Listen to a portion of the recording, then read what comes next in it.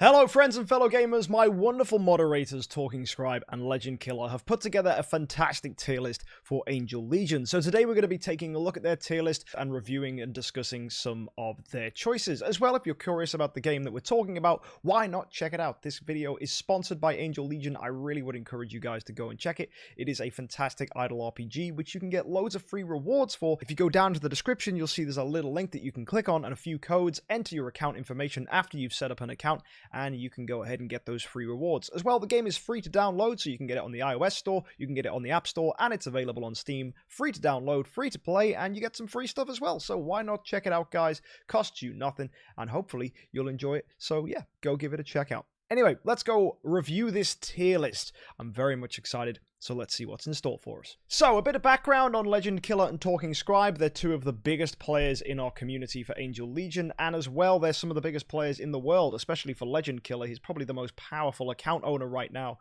which is pretty cool. So these guys do know what they're talking about. I also know a fair bit about the game, so hopefully I'll be able to inform you on some of their choices and why they've made the ones they have. If you're curious who these heroes are or what they do exactly, well, download the game, check it out.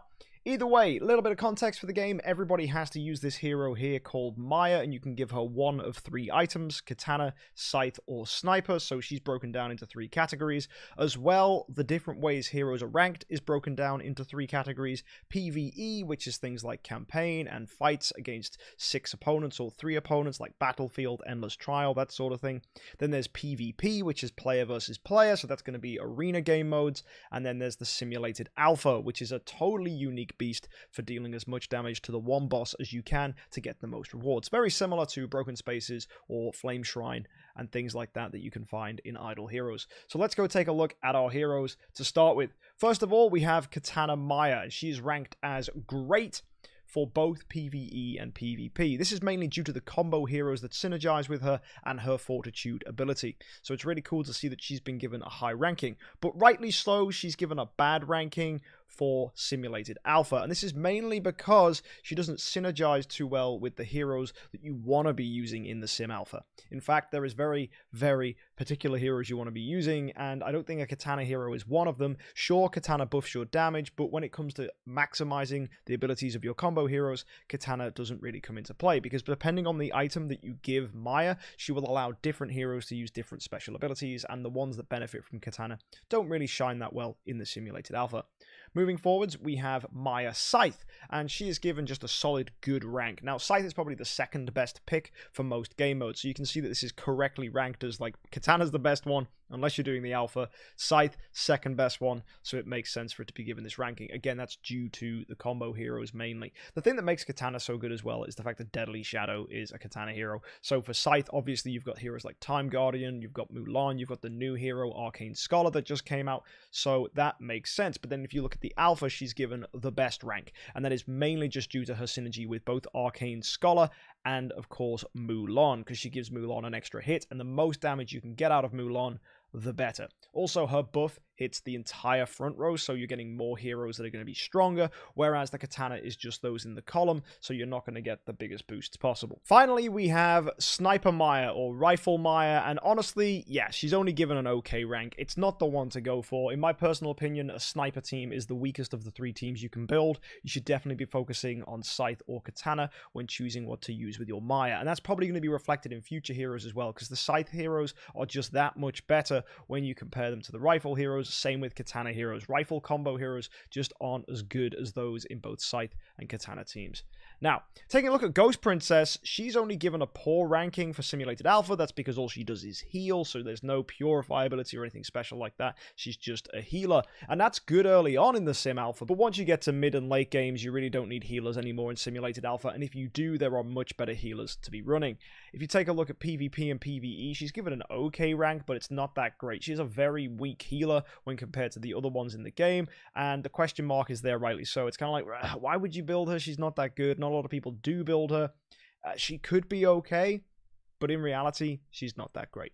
Moving down, we've got Mental Healer. Mental Healer is so much better. She's given a great ranking for PvE and PvP. This is mainly due to her ability to resurrect a fallen ally. That's so strong. If you low roll something or get hit too hard by an opponent's active skill because maybe you got unlucky and didn't CC one of them, you can bring back a hero that you lost because of that mistake. That's going to improve your consistency and is arguably going to improve your win rate in a lot of game modes, so that's very, very nice. Same works for PvP as well. If you go look at the alpha, though, she's got a poor ranking. That's because in simulated alpha, resurrecting someone isn't that good. If you've lost someone, you're not doing well, and if you do lose someone in the end game, you really have got probably to round 17, 18 where that happens. Also, if the boss is doing lots of damage to you, again, you're not doing well. You're having a bad run in simulated alpha. So the strengths of mental healing shouldn't come into play in simulated alpha, so she doesn't get a high rank. This all changes, though, when we look at Sakura Dancer. So Sakura Dancer still gets a fantastic ranking for PvP and PvE, and that's just down to the fact that her healing is potent, and as well, she purifies, so she's going to remove negative effects from your team. But she gets an absolutely phenomenal ranking for the simulated alpha because of the Purify ability. When you're hit by the active skill from the opposing enemies in simulated alpha, you'll find that your heroes are debuffed, not doing as much damage as they were. Purify from Sakura Dancer removes that debuff, which puts you back into the fight. This is good, it's strong, and is going to allow you to do as much damage as possible. In simulated alpha, you have to be running Sakura Dancer to see the most rewards. It's just what you want to be doing. It's the best way to get your damage numbers from your team, and you'll find that people who have Sakura Dancer early will be doing the most damage in simulated alpha for that reason. Moving down, we approach our combo heroes. We have Deadly Shadow. She's given a poor ranking for Simulated Alpha because she's not really a damage dealer, but she's given a great ranking for PvE and PvP. This is because, simply, she stuns, and CC against opponents is really, really strong in this game, so you'll love to see it. Moving down to Phantom Blade, she's given phenomenally high rankings. She's given absolutely must-have for Simulated Alpha. Same for PvE, where you are the aggressor and you can go into manual mode. All you want to be doing is basic attacks with Phantom Blade. Also, she can attack back when someone else attacks, and it's a normal basic attack, so she gets way more attacks than everybody else, which means you're going to be up on action economy. Now, that's a strategy you can only really use in manual mode, because if you go in automatic, or you're on the defensive, you will automatically use active skills from Phantom Blade, and what you want to be doing is using basic attacks with her, because the more energy she has, the more damage she will do. So if you're in control of the fight, you don't consume that energy because you're in charge of when she uses her active skill, which should be never. You'll just go basic attack every time, rack up as much energy as you can, and deal as much damage with her as you possibly can. And that's what makes Phantom Blade really, really strong. She's a very interesting hero and encourages you to play in manual mode. But if you do play in manual mode, you will reap the rewards, and those game modes where you can do that exclusively, such as PvP and Simulated Alpha, you're going to have a great time. Now, she's knocked back in PvP, mainly because on defensive teams, you don't have control. If you're attacking someone in PvP, great, she's going to get that really high ranking. But if she is on your defensive lineup, she isn't going to cut it because you do not have that nice control of when she does or doesn't use an active skill. So that's very important to bear in mind. Next up, we have Shorakiller, a nice big damage dealer who's going to target backline heroes. Really strong ability, does a ton of damage. I've been really enjoying her on my account, and you can see she gets, for that reason, a high ranking in PvP and PvE. Simulated Alpha, she's knocked back a bit because her damage just, I don't think, is good enough to get into your 6-hero lineup, because really you're going to be focusing on heroes like Phantom Blade and Mulan and then supporting them as much as possible. You have to run Maya, and you've got to be running Sakura Dancer, so at that point you've only got 2 heroes left, and there's definitely better heroes. But yeah, she's a good damage dealer. If she's available to you and you have no one else, she's going to do okay in the Simulated Alpha, but she's not going to blow you away. Next hero is going to be Swordmaster. She's a really nice support hero who offers buffs to your team, and buffing a team is quite good. It's not absolutely phenomenal and it's not compulsory, but it can work if used properly on a good team. She synergizes nicely with mental healing because when she dies, she buffs the attack of your team, so you can then resurrect her again, and she actually gives a free buff at the start of fights as well, and those buffs are going to be more potent if you're using a Katana Maya. So on a Katana team, Swordmaster could be very fun. She's not compulsory, but she's an interesting choice, and for that reason, I would consider her, but she's definitely not top tier. The Simulated Alpha, she isn't really going to cut it. She does a tiny damage boost, which isn't significant enough to make it onto teams.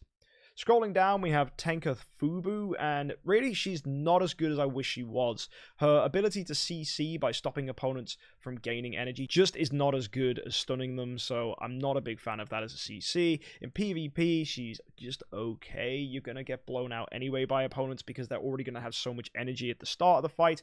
The stopping your opponent from gaining energy isn't going to really matter in those early rounds, and in the simulated alpha, you cannot CC the opponent, so she's going to suck, and her damage numbers are really low. Do not run her. Next, we've got Valkyrie. Really fun hero. I like Valkyrie a lot. She's got a really cool combo. She can attack multiple times, and she looks badass. She is a very, very strong hero in PvE and PvP, and doesn't necessarily have to be run on Scythe teams because her bonuses are only to hit, not to her damage. So you can slightly reduce your win rate, but still be using a Katana lineup. You can still use Valkyrie on a team like that to some decent success. As well, because she can attack multiple times, she has nice synergy with Phantom Blade. She could do 2 basic attacks, allowing Phantom Blade to even attack 2 extra times. Really good. Her damage is splash damage, hits all the opponents, so isn't going to be doing a lot of damage to a boss fight, and for that reason she doesn't get a very high score on Simulated Alpha, but because she can attack multiple times, it may be a good synergy with Phantom Blade for those of you trying to get an early lineup. So it's not terrible, but honestly it will drop off towards mid and late game once you really are trying to focus on Simulated Alpha damage, if that was something you wanted to do. Going down now, we have another Scythe hero, it's Time Guardian. I absolutely love her. She gets a really high ranking here for PvE and PvP, mainly because of her ability to stun.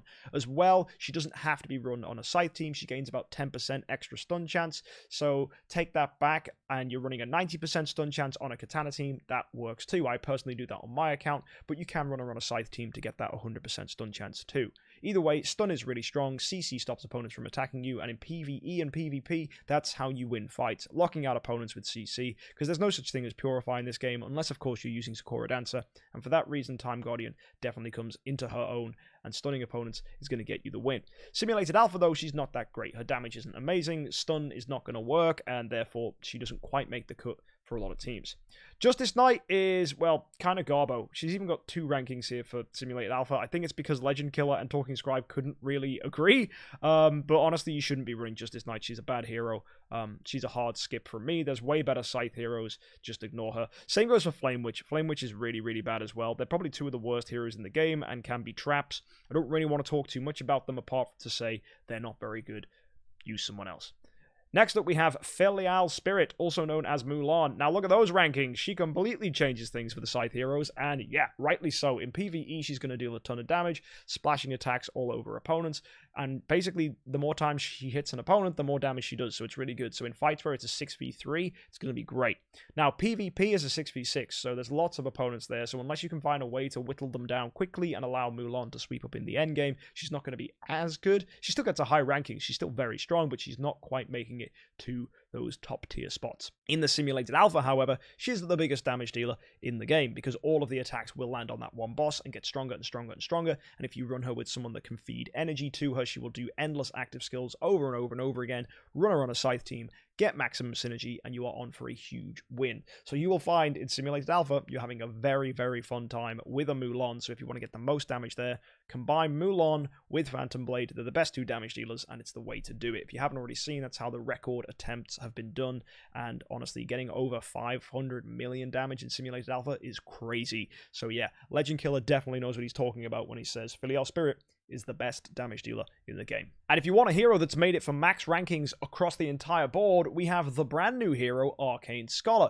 The reason she has been given a full flat ranking is because she is so unique. She offers energy feed for your team, which was already a great ability we'd seen on someone like Magic Arrow, but she does this in a completely different and interesting way, where she can actually also give different bits of energy to all of your team, and she's able to purify people who are in the same column as her, including herself, as well as offering resistance, which is going to protect them from CC. All of that combines to make a really, really powerful support hero, making her a hero you can use in absolutely any game mode, and she will be fantastic. Rightly so, she gets best in slot for pretty much heroes in the game. She's the best support, you should definitely be running her. Getting copies of her will be tough, but once she's available in more areas of the game, people are going to be flocking to build her because honestly, she is the best support hero. I cannot sing her praises enough. Moving on now, we have Element Sprite. Her only use really is in the Simulated Alpha for debuffing the opponent, and look, she gets best in slot for that as well. Now, the reason she does that is because she strips the opponent's defenses, which means you deal more damage. Basically, this functions very similar to Drake. By reducing the defenses of an opponent, you increase the damage of your entire team. So that's what makes Element Sprite good. Unfortunately, though, that attack and ability doesn't really come into play in PvE and PvP too much. There's much better heroes. It's better to stun, do mass damage, and stay in tempo and control of your opponent. Debuffing their defenses isn't quite that good in those game modes. However, as I said, in the alpha, it's nuts. Moving to Butterfly Girl now, she gets a decent ranking for PvE and PvP. This is because she steals energy, and energy steal is nice. Although in Simulated Alpha, that's not going to come into play, because the opponent, I don't actually think you can steal their energy, which is really garbage. So Butterfly Girl doesn't really shine. That said, though, one nice thing for her in PvE and PvP is the energy steal is a potent ability and is going to really hurt your opponent. But do bear in mind that enemies do often start with a lot of energy, so they might not be stopped by this. And as well, it is just better to stun them. Stealing energy isn't as good as stopping your opponent from doing anything. So bear in mind that energy steal isn't as good as flat out CC, which actually makes this different from what you'd expect in Idle Heroes, because energy steal is really strong in Idle Heroes. But in Angel Legion, energy steal isn't quite as good as just stunning an opponent. Next, we've got Bounty Hunter, a very average hero. She stuns a column. That's okay. It's not amazing. It's just solid. Now, she falls into the weakness of being on a sniper team, so she isn't going to do too well here. Same is going for Dark Shooter as well. Dark Shooter has stun, but it's against one opponent. So compare this to heroes we've talked about earlier, like Time Guardian and Deadly Shadow, who stun the entire front line. That's 3 heroes, whereas Bounty Hunter's only going to stun 2. Dark Shooter is only going to stun 1. One nice thing about Dark Shooter, though, is she ignores an opponent's stun resistance. So you just go and hit them, and you're guaranteed to stun that one hero. The thing is, though, it's the hero she's in the same line as, so she's easily dodged, although you can use her if you're the attacker to go and pinpoint a particular hero and make sure you get them first. But also, you have to go first, so you need to have more combat power than your opponent. So if you have more combat power, you're probably going to win anyway, so Dark Shooter kind of is moot at that point. She does deal a decent amount of damage, though, so she does get a decent ranking for Simulated Alpha. Same goes for Bounty Hunter. They're good damage dealers. They're not getting really low rankings, but they're not fantastic. You probably shouldn't be running them, and there's a lot of better choices out there. Saint of Orleans, awful hero. I don't understand the concept behind her. Basically, she can share damage with other heroes on your team. It's not that good. I see what they were doing with her, but honestly, it really didn't work out how they intended it to, and she hasn't actually proven to be a good hero. Not a lot of people have managed to exploit her in a way that seems viable, so honestly, she just gets bad rankings everywhere.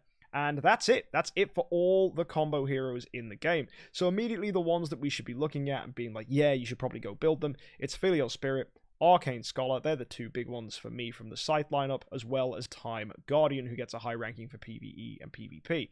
We've also got Valkyrie as well, so that's a ton of Scythe heroes actually, but then you've also got really bad Scythe heroes like Justice Knight and Flame Witch. Now I think that's because there's so many good heroes in the Scythe faction that you probably don't want to be running heroes that aren't that good, and therefore there's no point to run them at all. They just get completely kicked to the wayside. On the other hand, Katana, that's also full of some really nice heroes. We've got Phantom Blade, although you don't necessarily have to run her on a Katana team because we're just using her basic attacks, so a combo is never going to come into play, so Phantom Blade doesn't really matter that she's a Katana hero. But we've got Shorakiller. Shorakiller does a ton of damage. She works great on Katana teams. Swordmaster can be fun, isn't compulsory. And then we have Deadly Shadow, which is the main reason to run a Katana lineup, is to exploit Deadly Shadow. I personally use a Deadly Shadow plus a Time Guardian on a Katana team, and it's a lot of fun, a lot of stun.